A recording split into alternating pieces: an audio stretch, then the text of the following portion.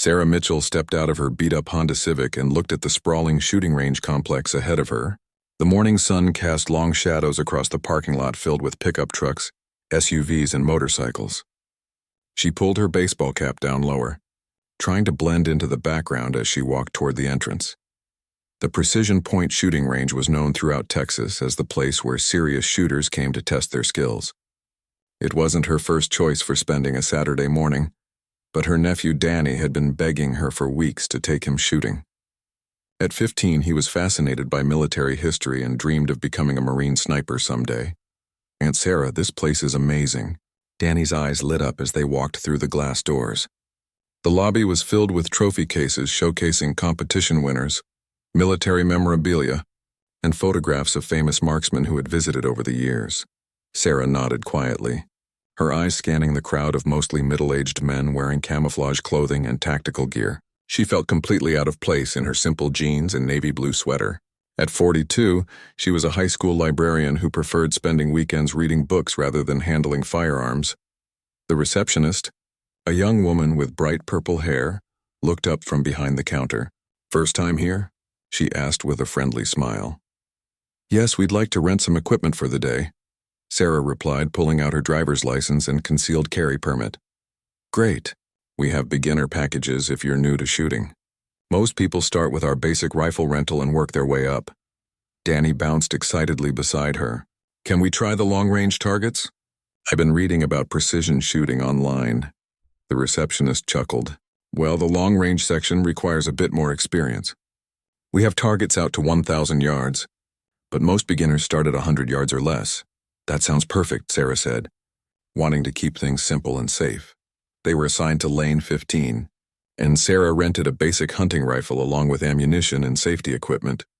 As they walked toward their designated area, she noticed the curious glances from other shooters. Most seemed friendly enough, though she caught a few skeptical looks from men who appeared to be regulars.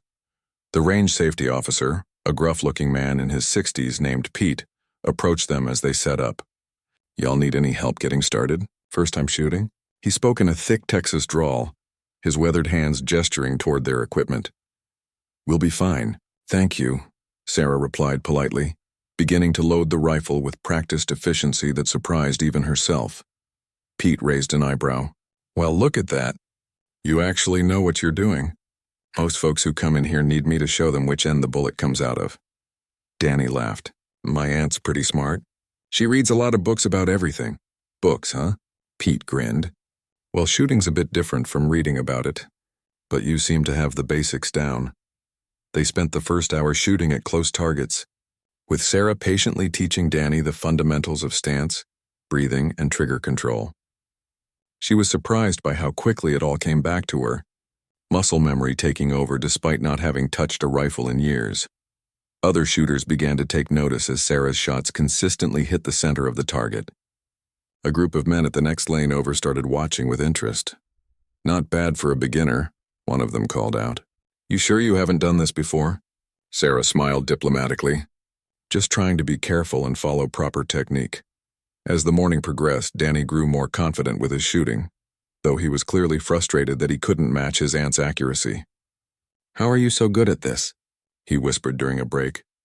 "Practice and patience," she replied simply, not wanting to elaborate further. Around noon, the range began to fill up with weekend warriors and competitive shooters preparing for an informal long-range competition that happened every Saturday afternoon.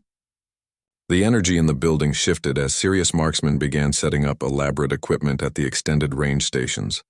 Tommy Rodriguez, a local shooting instructor and former Army Ranger, was setting up his custom-built precision rifle at the 500-yard line when he noticed Sarah and Danny watching from their much closer position. "Y'all want to try some real shooting?" he called out with a friendly wave. "We're about to start our weekly challenge. Anyone can participate." Several other shooters chuckled at the invitation. "Tommy, don't torture the poor woman," one of them said. "This is serious business out here." "Come on, Jake," Tommy replied. "Everyone starts somewhere. Besides, she's been shooting pretty well at the short range." Jake Morrison, a competitive shooter who had won several local tournaments, looked over at Sarah with obvious skepticism. "No offense, ma'am, but this isn't like shooting at paper targets 50 yards away. We're talking about precision work at distances where the wind can push your bullet several inches off target. Sarah felt her cheeks flush slightly, but she remained calm. I appreciate the invitation, but we're probably not ready for that level of competition. Smart choice, another shooter added. This is where the men separate from the boys, so to speak. Danny looked disappointed but understood his aunt's caution. They continued practicing at their assigned lane. But Sarah found herself occasionally glancing over at the long-range competition. With more interest than she cared to admit, the competition began with each participant taking 3 shots at targets placed at 300, 500, and 800 yards. The scoring was based on total points from all 3 distances, with prizes for the top finishers. As Sarah watched the competitors line up their shots, she noticed several technical errors in their positioning and breathing techniques. Some were using expensive equipment to compensate for fundamental flaws in their shooting form. Aunt Sarah, look how fancy their rifles are, Danny whispered, obviously impressed by the high-end scopes and custom stocks. Equipment is important, but it's not everything, she replied quietly, remembering lessons learned long ago in much more challenging circumstances. The afternoon sun was beginning to cast longer shadows across the range when disaster struck for one of the competitors. Jake Morrison's expensive rifle malfunctioned during his second series of shots, leaving him unable to continue. Anyone else want to take his spot? Tommy called out. We've got time for one more shooter before we close out the competition. The question hung in the air as several spectators looked around at each other. Most of the serious competitors had already taken their turns, and the remaining shooters seemed intimidated by the challenge. Sarah felt Danny's eager gaze on her, but she hesitated. It had been so long since she had attempted precision shooting at these distances, and she had worked hard to leave that part of her life behind. Danny tugged at Sarah's sleeve, his eyes bright with excitement. Come on, Aunt Sarah, you should try it. You've been shooting better than most of these guys all morning. Sarah shook her head gently. Danny, this is different. These are experienced competitors with expensive equipment. We just came here to have fun and learn. But something inside her stirred as she watched the other shooters struggle with shots that seemed straightforward to her trained eye. The wind conditions were actually quite mild for Texas, and the afternoon light was perfect for precision work. Tommy Rodriguez overheard their conversation and walked over with a friendly grin. Seriously, why not give it a shot? Worst case scenario, you learn something new. Best case, you surprise yourself. I don't have the right equipment, Sarah protested, gesturing toward the basic hunting rifle they had rented. Actually, that rifle's not bad for what we're doing, Tommy replied, examining the weapon with professional interest. It's not a custom job, but it's accurate enough. The scope's decent, too. Jake Morrison, still frustrated about his equipment failure, overheard the discussion and couldn't help but smirk. Look, lady, I don't want to be rude, but precision shooting takes years to master. These targets are small, the distances are challenging, and you need to account for wind, humidity, temperature, and a dozen other factors. He's not wrong, added another competitor, a man in his 40s wearing military surplus clothing. I've been doing this for 15 years, and I still struggle with the 800-yard shots on a good day. Sarah felt the familiar tightness in her chest that came when people underestimated her capabilities. It was the same feeling she had experienced in the military when male soldiers assumed she couldn't handle the physical demands of training, or when fellow librarians acted surprised that she understood complex research methodologies. Maybe they're right, she said to Danny, though her voice lacked conviction. But you're the best shooter I've ever seen, Danny whispered urgently. Remember when you taught me about breathing techniques and follow-through? You knew stuff that wasn't even in the books I'd been reading. Sarah looked at her nephew's earnest face and felt a pang of guilt. She had always encouraged him to be brave and try new things. But here she was backing down from a challenge because of her own fears and insecurities. Tell you what, Tommy said, sensing her internal struggle. How about we make this interesting but low pressure? Just take one shot at each distance. No entry fee, no prizes. Just for fun. The other competitors exchanged glances, some looking amused and others appearing slightly annoyed at the delay. But the range had a friendly, inclusive atmosphere that Tommy worked hard to maintain, and nobody wanted to be the person who discouraged a newcomer. Fine, Jake said with exaggerated patience. But let's make it quick. I want to see if I can borrow someone's rifle and salvage my afternoon. Sarah looked around at the faces watching her, some curious, some skeptical, and some openly dismissive. She made her decision. Okay, she said quietly. One shot at each distance. Danny pumped his fist in excitement while Tommy clapped her on the shoulder. That's the spirit. Let's get you set up at the 300-yard line first. As they walked toward the extended range area, Sarah felt her heart rate increase slightly. It had been over 15 years since she had attempted precision shooting under pressure, and never with an audience of experienced marksmen watching her every move. The 300-yard targets looked impossibly small through the basic scope mounted on her rental rifle. She took her position on the shooting mat, adjusting her stance and checking her equipment with movements that became more fluid and confident as muscle memory took over. Take your time, Tommy advised. No rush at all. Sarah closed her eyes for a moment, letting herself settle into the familiar rhythm of preparation that had once been as natural as breathing. She checked the wind flags positioned along the range, noting the gentle but consistent breeze from the southwest. The temperature was stable, humidity was low, and the afternoon light was still strong and even. When she opened her eyes, something had changed. The nervous librarian who had walked onto the range that morning was gone, replaced by someone more focused and purposeful. She adjusted the scope's elevation slightly, compensating for the increased distance. Several of the watching shooters noticed her precise movements and began paying closer attention. She actually knows what she's doing. One of them murmured to his companion. Sarah controlled her breathing, letting her heart rate slow as she found her natural respiratory pause. The target came into sharp focus through the scope, a small black circle that seemed to pulse with each heartbeat. The shot surprised her with its suddenness, the way good shots always did. The rifle recoiled smoothly against her shoulder, and she followed through with textbook form, keeping the scope on target long enough to see the bullet's impact. Holy shit, someone said behind her, then quickly apologized for the language. The spotting scope confirmed what everyone could see with the naked eye. The bullet had struck dead center in the target's X-ring, a shot that would have scored maximum points in any competition. Lucky shot, Jake muttered, though his tone suggested he was beginning to reconsider his assessment. Tommy was grinning widely. Nice shooting. Ready to try 500 yards? Sarah nodded, surprised by how good it felt to be behind a rifle again. As they moved to the longer distance, she noticed that the casual conversation among the other shooters had died down. Everyone was watching now. The 500-yard target was significantly more challenging, requiring greater precision in both aim and environmental calculation. Sarah spent more time in preparation this time, carefully observing the wind conditions and making several small adjustments to her scope. Winds shifted slightly, she commented to Tommy, more to herself than to him. Good eye, he replied, impressed by her attention to detail. This shot required more patience. Sarah waited for the wind to calm, breathing steadily as she watched the distant flags for the perfect moment. When it came, her finger found the trigger with the same smooth pressure she had learned to apply years earlier in much more serious circumstances. The second shot hit just slightly off-center, still well within the scoring rings but not quite as perfect as her first attempt. Damn good shooting, said the man in military surplice, his skepticism clearly wavering.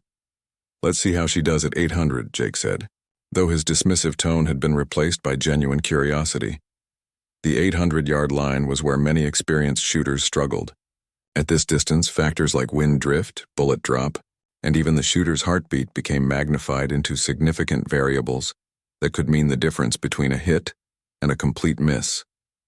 Sarah spent several minutes studying the conditions, making calculations that came from years of training she had never mentioned to anyone, including her family. The other shooters watched in silence as she made precise adjustments to her scope, compensating for the increased distance and the subtle changes in wind direction that had occurred throughout the afternoon. This is where it gets interesting, someone whispered. The 800-yard target appeared as little more than a distant speck through Sarah's scope. Even at maximum magnification, she lay prone on the shooting mat, her body forming the stable platform she had been taught to create so many years ago. The rental rifle felt foreign in her hands compared to the precision weapons she had once used. But the fundamentals remained the same. Danny crouched beside the spotting scope, his excitement barely contained as he watched his aunt prepare for the most challenging shot of the day. The other shooters had formed a loose semicircle behind the firing line, their earlier conversations reduced to whispers and then to complete silence. Sarah closed her eyes and let herself remember. The dry heat of Afghanistan, the weight of her equipment, the absolute stillness required before taking a shot that could mean the difference between life and death for her fellow soldiers. She had learned precision shooting not as a hobby or sport, but as a tool of survival and protection. When she opened her eyes, her breathing had automatically shifted into the controlled pattern that had once been as natural as walking. She checked the wind flags one final time, noting how the breeze had strengthened slightly and shifted a few degrees east since her previous shot. "Wind's getting tricky," Tommy observed quietly, not wanting to disturb her concentration but unable to resist offering encouragement. Sarah made a minute adjustment to her scope, compensating not just for the wind, but for the subtle changes in temperature and humidity that most recreational shooters would never notice. Her finger found the trigger, applying the same steady backward pressure that had been drilled into her through thousands of hours of training. The shot broke with perfect timing, right at her natural respiratory pause. The rifle recoiled smoothly and she held her follow-through longer than necessary, watching through the scope as the tiny target seemed to shimmer in the heat waves rising from the sun-warmed earth. "Did she hit it?" someone asked, squinting toward the distant target. Danny adjusted the spotting scope, scanning for the bullet impact. For a moment, he couldn't find anything, and Sarah felt a familiar knot of disappointment forming in her stomach. After so many years away from serious shooting, maybe she had been foolish to think she could perform at this level with unfamiliar equipment. Then Danny sucked in a sharp breath. "Oh my God. Aunt Sarah, you need to see this." He moved aside so she could look through the spotting scope. The target came into clear focus and she saw what had caused Danny's reaction. The bullet hole was perfectly centered in the X-ring, closer to dead center than her first shot had been. "No way," Jake Morrison said, his voice carrying a note of disbelief. He moved to the spotting scope for his own look, then stood back with his mouth slightly open. "That's a better shot than I've made all year." The other shooters crowded around the spotting scope, each taking a turn to confirm what they were seeing. The murmur of conversation grew gradually louder as the reality of Sarah's performance sank in. 3 shots. 3 hits, and that last one would win most competitions, Tommy said, shaking his head in amazement. "Ma'am, I don't know what kind of books you've been reading, but they must be some damn good ones." Sarah felt her cheeks flush as the attention focused on her. This was exactly what she had hoped to avoid by keeping her military background private. She had worked hard to build a quiet, normal life as a high school librarian, far removed from the intensity and scrutiny of her previous career. "Just beginner's luck, I suppose," she said, beginning to gather her equipment. "Luck," the man in military surplus laughed. "Lady, I've been shooting competitively for 20 years, and that wasn't luck. Those were professional quality shots." Jake Morrison was studying Sarah with new interest, his earlier dismissiveness replaced by genuine curiosity. "You mind me asking what your background is? Most people don't just walk in off the street and shoot like that." "I'm a librarian," Sarah replied truthfully, though she could see the skepticism in his eyes. "A librarian who just outshot half the competitive marksmen in Texas," Tommy added with a grin. "I'd love to know what library you work at." Danny couldn't contain his pride any longer. "She's the best aunt ever. She knows everything about everything, and she's been teaching me about military history and tactical stuff." "Military history, huh?" The man in military surplus was nodding thoughtfully. "You study that professionally or just a hobby?" Sarah felt trapped by the growing attention and the increasingly specific questions. She had always been honest with Danny about her interests in military history and current events, but she had never revealed the source of her knowledge or her own service record. "Just a personal interest," she said, hoping to deflect further inquiry. But Jake Morrison was persistent. "Look, I don't want to pry, but shooting like that doesn't come from reading books or casual practice. Those were trained shots, military training if I had to guess." The other shooters were listening intently now, and Sarah realized that her attempt to maintain her cover was failing. These men knew enough about precision shooting to recognize the difference between natural talent and professional training. "I may have had some instruction when I was younger," she admitted. Reluctantly. "What kind of instruction?" Tommy asked. "Because that was textbook military marksmanship, and not just basic qualification shooting either." Sarah looked around at the circle of faces watching her, all curious and respectful, but clearly expecting a more complete answer. She felt Danny's eyes on her too, and realized that her nephew was learning as much about his aunt as the other men were. I served in the Army for 8 years, she said finally. I had some specialized training. What kind of specialized training? Jake pressed gently. Sarah hesitated, then decided that a partial truth would be safer than continuing to deflect their questions. I was trained as a designated marksman. Nothing too fancy, just standard infantry skills with extra emphasis on precision shooting. It wasn't technically a lie, though it was far from the complete story.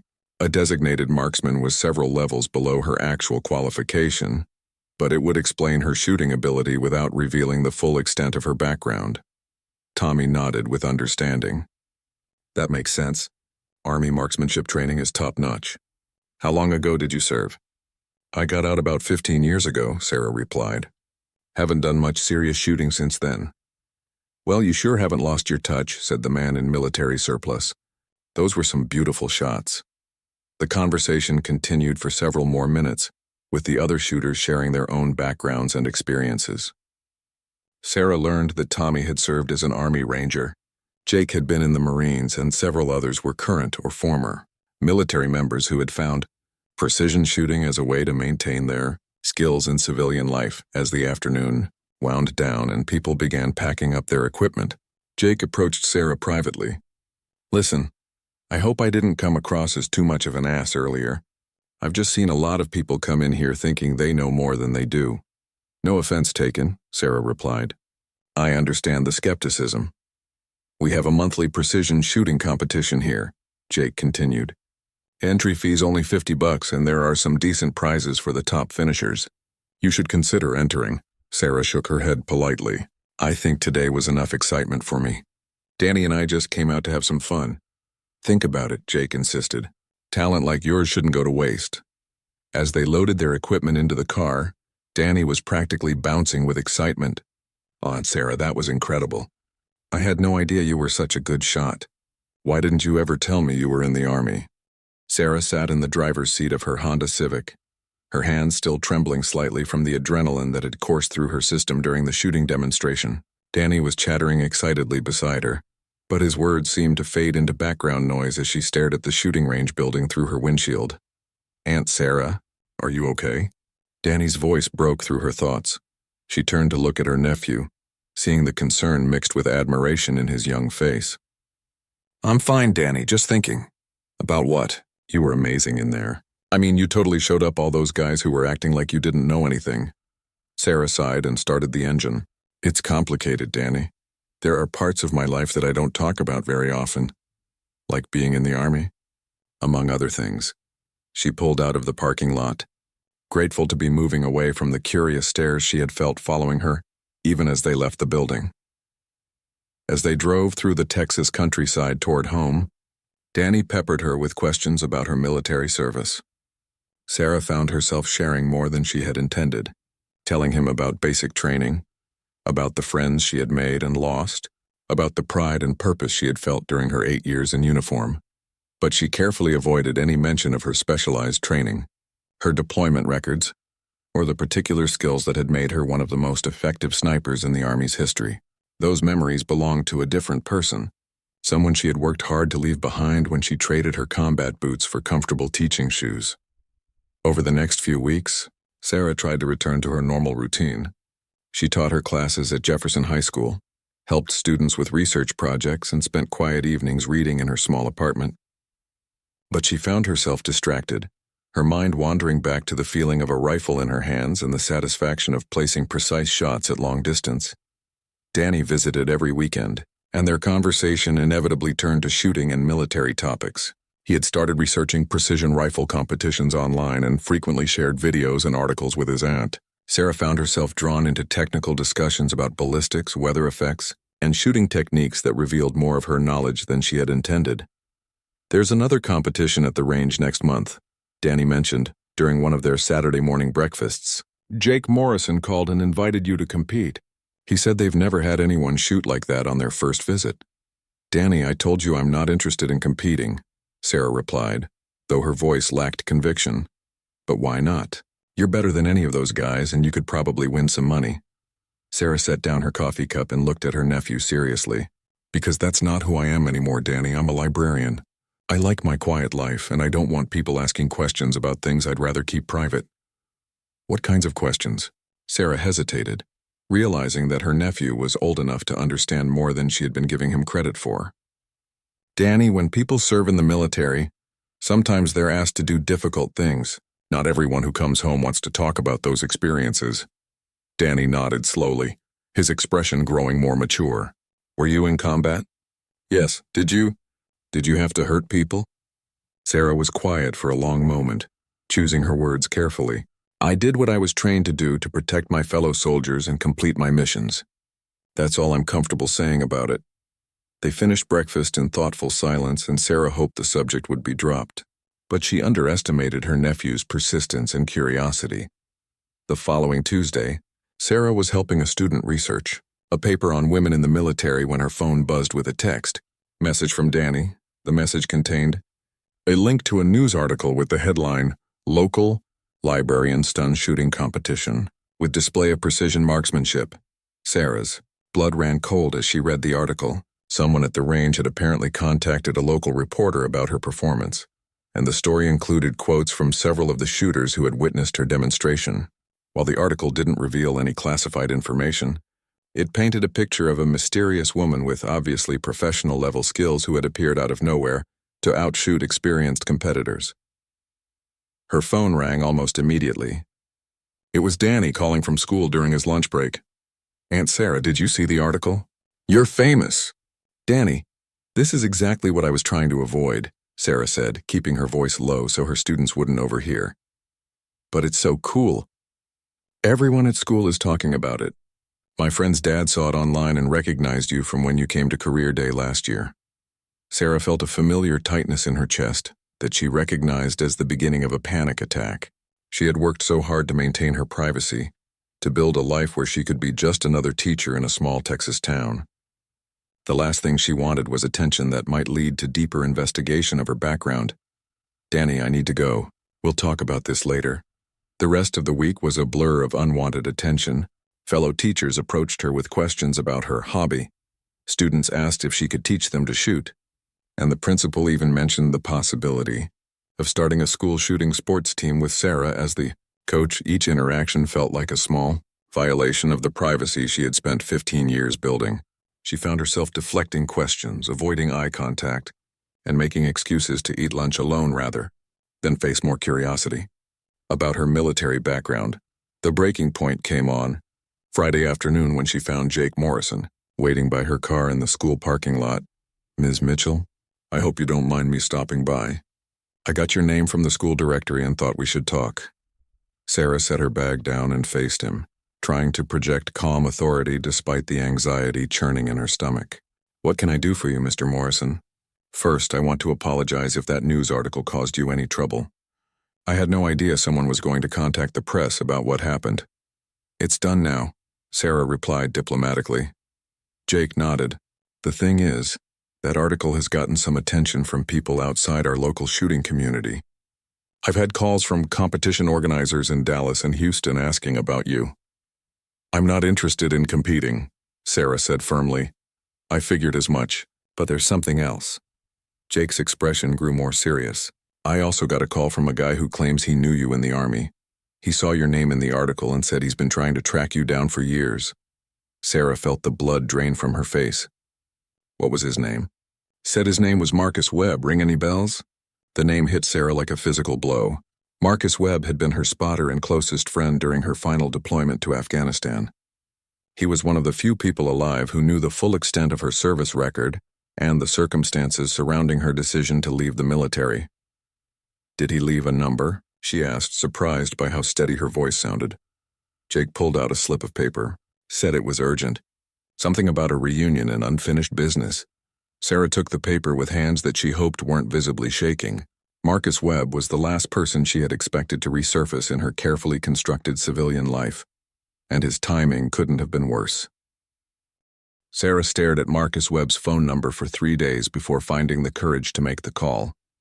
She sat in her car in the school parking lot after classes ended on Monday, her phone in one hand and the slip of paper in the other, memories flooding back with painful clarity.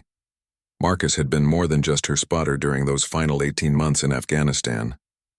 He had been her closest friend, the person who understood the weight of what they did together, and the only witness to the mission that had changed everything for her. She dialed the number before she could change her mind again. Sarah Mitchell. Marcus's familiar voice answered after the first ring, as if he had been waiting by the phone. I wondered if you'd call. Hello, Marcus.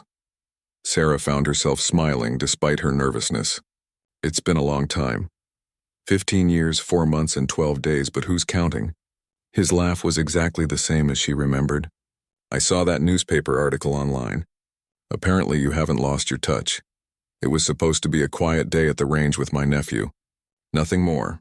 Sarah, you and I both know that quiet was never really your style, even when you tried to make it look that way. They talked for 20 minutes, catching up on the basics of their lives since leaving the army. Marcus had stayed in the military for another 5 years before transitioning to work as a consultant for defense contractors. He was married now with 2 children, living in Colorado where he ran tactical training programs for law enforcement agencies.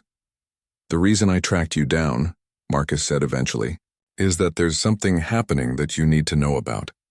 Have you heard of the International Precision Rifle Championship? Sarah hadn't, and she said so. It's a new competition that started 3 years ago. Teams from different countries compete in various precision shooting disciplines. Military, law enforcement, and civilian shooters all participate, but it's becoming a pretty big deal in the shooting community. That's nice, Marcus, but I'm not interested in competing. I've built a good life here and I don't want to complicate it. Sarah, listen to me. This year's competition has a special category. They're honoring military snipers who served with distinction during the global war on terror. There's going to be a memorial ceremony for those who were killed in action, and they want to recognize some of the living veterans who made significant contributions. Sarah felt her throat tighten. Marcus, you know I can't do that. My service record is classified. Even if I wanted to participate, which I don't, there are legal issues involved. That's the thing, Sarah. Some of your records have been declassified. Not the operational details, but your overall service statistics and commendations. The Army is apparently proud of what you accomplished and wants to recognize it publicly. I never asked for recognition. No, you never did. But maybe it's time anyway. Sarah, do you know what your confirmed kill count was? I don't want to talk about that. 418 confirmed kills over 4 deployments. You held the record for the longest confirmed sniper kill by a female soldier, and the 3rd longest overall. You saved hundreds of American lives and completed missions that others couldn't even attempt. Sarah closed her eyes, feeling the familiar weight of memories she had worked hard to suppress. Marcus, those aren't accomplishments to celebrate. Those are people who died because I pulled a trigger. Those are enemy combatants who were eliminated before they could kill our soldiers. Marcus corrected firmly. Every shot you took was justified, necessary, and executed with more precision and professionalism than anyone had a right to expect. You were the best I ever worked with, and I worked with a lot of snipers over the years. They argued for another 10 minutes, with Marcus trying to convince Sarah to at least consider participating in the memorial ceremony, and Sarah insisting that she had moved on from that chapter of her life. There's something else, Marcus said finally. Something I think you should know before you make your final decision. What? Do you remember Staff Sergeant Jennifer Martinez from the 3rd Battalion? Sarah did remember. Jennifer had been a young sniper who had looked up to Sarah as a mentor during her first deployment. She had been eager, talented, and determined to prove herself in a male-dominated field. Jennifer was killed in action 6 months after you left, ED in Helmand Province. She's one of the soldiers they want to honor at the memorial ceremony. The news hit Sarah like a physical blow. Jennifer had been 23 years old, full of potential and hope for her future. Sarah had spent countless hours training her, teaching her the patience and precision that could mean the difference between success and failure in their dangerous profession. Sarah, you still there? I'm here. Sarah wiped tears from her eyes, grateful that no one could see her emotional reaction. Her family is going to be at the ceremony. They specifically asked about you, said Jennifer had written about you in her letters home. They want to meet the woman who trained their daughter. Sarah sat in silence for several minutes, wrestling with emotions and obligations she had thought she had put behind her. The quiet life she had built suddenly felt less important than honoring the memory of a young soldier who had died serving her country. "When is this competition?" she asked finally. "6 weeks from now." "It's being held at a facility in Virginia, and the memorial ceremony is on the final day. I would need time off from work. I can help you with that?" "I have contacts in the education department who can expedite approval for educational leave related to military service recognition." Sarah realized that Marcus had been planning this conversation carefully, preparing answers for her objections before she even made them. It was the same methodical approach he had used when planning their missions in Afghanistan. "Marcus, even if I agreed to attend the ceremony, I can't compete. I haven't trained seriously in 15 years and I don't have the right equipment." "Actually, about that. There's a sponsor who wants to provide equipment and training support for qualified veterans. If you agreed to participate, you'd have access to the best rifles and optics available, plus time at a professional training facility to get back into competitive shape." "Who's the sponsor?" "Barrett Firearms. They've heard about you through military channels and want to demonstrate their support for female veterans in precision shooting sports." Sarah found herself considering the offer despite her reservations. Barrett made some of the finest precision rifles in the world, and the opportunity to train with professional-grade equipment was tempting. "I need time to think about it." "Of course. But Sarah, there's one more thing you should know. The current world record holder for longest confirmed sniper kill is scheduled to compete. A British Special Air Service operator named David Mitchell. No relation, obviously, but he's held the record for 8 years now." "Marcus, are you trying to manipulate me into competing?" "I'm trying to remind you that you were the best at what you did, and that some records are meant to be broken by the people who set the standards in the first place." After the call ended, Sarah sat in her car until the parking lot was completely empty, thinking about Jennifer Martinez and the other soldiers whose lives had intersected with hers during those intense years of war. She thought about the shooting range where she had been dismissed as an inexperienced woman, and about the reaction when she had demonstrated just a fraction of her actual capabilities. That evening, Danny called to check on her, as he had been doing more frequently since the newspaper article appeared. "Aunt Sarah, you've been really quiet lately. Is everything okay?" Sarah made a decision. "Danny, how would you feel about taking a trip to Virginia in a few weeks?" The International Precision Rifle Championship facility in Virginia was unlike anything Sarah had seen outside of military installations. Sprawling ranges extended for over 2 miles, with targets positioned at distances that challenged even the most experienced marksmen. Professional photographers and camera crews documented every aspect of the competition, while spectators from around the world gathered to witness what had become the premier precision shooting event. Sarah stood at the equipment check-in area, staring at the Barrett MRAD rifle that had been provided for her use. The weapon was a masterpiece of engineering, custom configured with the finest optics and accessories available. It represented technology that had been science fiction during her military service, yet felt perfectly natural in her experienced hands. Danny was practically vibrating with excitement beside her, his eyes wide as he took in the scale and sophistication of the event. "Aunt Sarah, this is incredible. There are shooters here from like 20 different countries. It's definitely bigger than I expected," Sarah admitted, watching teams from various military and law enforcement units prepare their equipment with methodical precision. Marcus Webb approached them with a broad grin, looking exactly the same except for gray threads in his hair and laugh lines around his eyes. "Sarah Mitchell, you look like you haven't aged a day since Afghanistan." They embraced briefly, the familiarity of their old partnership returning instantly despite the years apart. Marcus had flown in from Colorado specifically to serve as Sarah's spotter for the competition, a role that required perfect communication and trust between two people. "Have you had a chance to zero the rifle?" Marcus asked, his tone shifting to business mode. "This morning. The Barrett engineers helped me set it up, and I put a few rounds downrange at 300 meters. It shoots better than anything I used in the Army." "Good, because you're going to need every advantage you can get. I've been watching some of the other competitors practice, and the skill level here is extraordinary."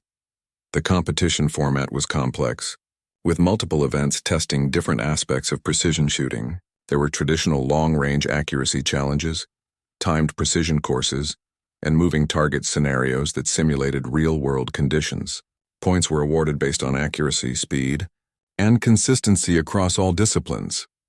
Sarah had spent the previous 3 weeks training intensively at a private facility in Texas, working to regain the muscle memory and mental focus that had made her exceptional 15 years earlier. The fundamental skills had returned quickly, but the pressure of competition shooting was different from the life-or-death situation she had faced in combat. Ladies and gentlemen, we're about to begin the memorial ceremony honoring fallen snipers from the global war on terror. The announcer's voice echoed across the facility. All competitors and spectators are invited to attend this tribute to those who made the ultimate sacrifice in service to their countries. Sarah and Danny joined the crowd, gathering around a temporary stage where photographs of deceased snipers were displayed on large screens. The ceremony was dignified and moving, with military chaplains from several nations offering prayers and tributes to the fallen warriors. When Jennifer Martinez's photograph appeared on the screen, Sarah felt tears streaming down her face. The young woman looked even younger in her official army portrait, her expression serious but hopeful in the way that only 23-year-olds could manage. Jennifer's mother, Maria Martinez, was introduced as a Gold Star family member. She spoke briefly about her daughter's dedication to serving her country and her pride in following the example set by female soldiers who had broken barriers in combat roles. My daughter wrote about a woman who taught her that precision and patience could save lives, Maria said, her voice carrying clearly across the silent crowd. She said this woman showed her that being the best at your job wasn't about proving anything to anyone else. It was about being worthy of the trust that other soldiers placed in you. After the ceremony, Maria Martinez approached Sarah with tears in her eyes. You're Sarah Mitchell, aren't you? Jenny wrote about you in almost every letter she sent home. Sarah nodded, not trusting herself to speak without breaking down completely. She said you taught her to be calm under pressure, that you showed her how to make impossible shots look routine. She wanted to be just like you. They talked for 20 minutes about Jennifer, sharing memories and stories that helped both women process their grief and pride. Maria gave Sarah a small American flag that had been draped over Jennifer's coffin, asking her to carry it during the competition as a tribute to all the female soldiers who had served with distinction. The first day of competition focused on traditional long-range accuracy, with targets positioned at distances from 600 to 2,500 meters. Sarah found herself grouped with the professional and military competitors, facing shooters who had dedicated their entire careers to precision marksmanship. David Mitchell, the British SAS operative who held the world record for longest confirmed kill, was friendly but intensely focused. He shot with a precision that bordered on mechanical, placing round after round into scoring, areas that seemed impossibly small at extreme distances. Heard, "You were quite the shooter back in the day," he commented to Sarah during a break between firing sequences, looking forward to seeing what you can do.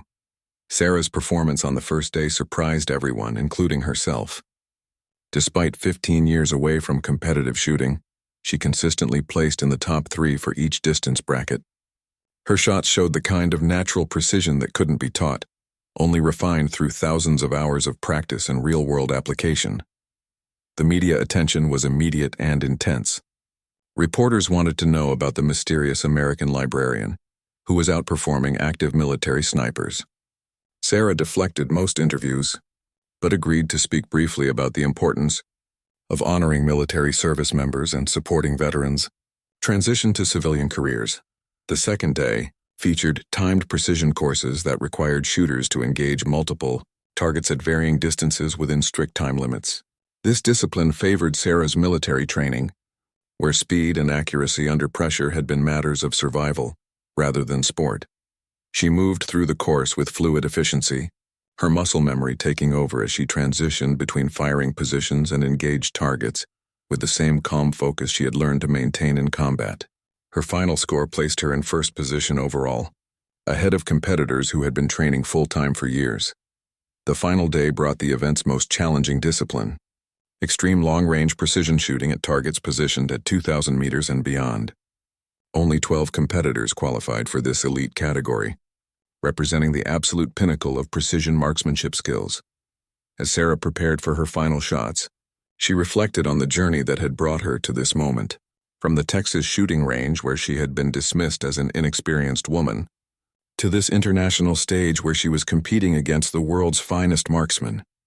She thought about Jennifer Martinez, about the young soldiers she had trained and protected, about the responsibility that came with exceptional skills, and the importance of using those abilities to honor the memory of those who had fallen. The target at 2,186 meters was barely visible even through her high-powered scope. A small black circle that represented the ultimate test of precision shooting. Sarah controlled her breathing, made her final adjustments for wind and atmospheric conditions, and found that perfect moment of stillness that she had learned to recognize decades earlier. The shot surprised her with its clarity, the rifle recoiling smoothly as the bullet began its long arc toward the distant target. She held her follow-through, watching through the scope as spotters confirmed the impact. "Dead center hit," Marcus announced quietly, his voice carrying the same professional satisfaction it had during their missions in Afghanistan. "That's a new world record for female precision shooters." The crowd erupted in cheers and applause, but Sarah barely heard them. She was thinking about Jennifer Martinez, about Danny's pride in his aunt, and about the quiet librarian who had discovered that some skills never truly fade when they're built on purpose and dedication, rather than simple talent. Later that evening, as awards were presented and records were officially certified, Sarah stood on the podium holding Jennifer's flag and knowing that she had found a way to honor her military service while remaining true to the person she had chosen to become, the woman who had been laughed at for her humble appearance at a Texas shooting range had reminded the world that true precision comes not from equipment or recognition, but from the discipline to be excellent when it matters most.